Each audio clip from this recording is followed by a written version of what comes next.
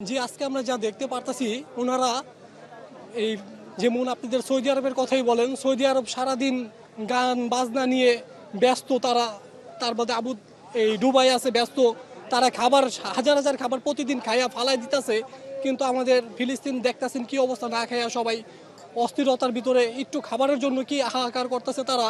কিন্তু আল্লাহ তাআলা এই যে ব্যাপারটা আমরা দেখতাছি, এটা কিয়ামতের আগে নবীজি বলে গেছে যে এই ফিলিস্তিনের মানুষ অনেক কষ্ট করব, অনেক যুদ্ধ হইব এই জায়গায়, কিন্তু তারা আশেপাশে যারা থাকবো তারা কোনো আওয়াজ করতেছে না। এখানে আমরা দেখতে মুসলিম বিশ্বে যারা আছে, বিশেষ করে হচ্ছে মুসলিম বিশ্বের প্রধান দেশগুলো, তারা কিন্তু গাজা উপলক্ষে যে ভূমিকা রাখতে পারে সেই ভূমিকা কিন্তু আমরা দেখতে পাচ্ছি না।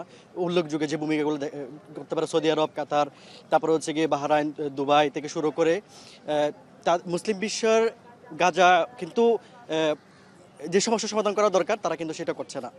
বরং তারা এই গাজার গণহত্যাকে ইসরায়েলকে বরং আরও শেল্টার দিচ্ছে, চুক্তি করতেছে, বন্ধুত্ব স্থাপন করতেছে, এরকম আমরা দেখতে পাচ্ছি। জি, মধ্যপ্রাচ্যের যে দেশগুলো আছে, তুরস্ক থেকে শুরু করে যত বড় বড় প্রশস্ত ইরান থেকে শুরু করে যে দেশগুলো আছে, তারা অনেক বেশি ভূমিকা রাখতে পারতো, যেহেতু তাদের কাছে পারমাণবিক অস্ত্র সহ অনেক অস্ত্র সজ্জিত। কিন্তু তারা, আমরা দেখতে পাচ্ছি যে গাজায় গণহত্যা, এত বড় নৃশংস গণহত্যার পরেও তারা নিশ্চুপ। সেইখান থেকে আমরা বাংলাদেশের, আমাদের এত ক্ষুদ্র একটি দেশ, আমরা অনেক বেশি ভূমিকা পালন করছি। আমরা বিক্ষোভ মিছিল থেকে শুরু করে আমরা অনেক বেশি সক্রিয় আমরা ভূমিকা পালন করছি। আমাদের পররাষ্ট্র অধিদপ্তর থেকে তীব্র নিন্দা এবং প্রতিবাদ জানানো হয়েছে ফিলিস্তিন ইস্যুতে, গাজায় গণহত্যা ইস্যুতে।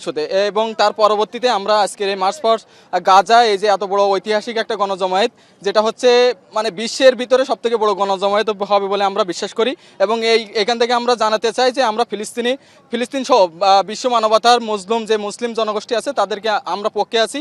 বাংলাদেশ থেকে আমরা এই বার্তা দিতে চাই আজকের এই মার্চ ফর গাজা থেকে।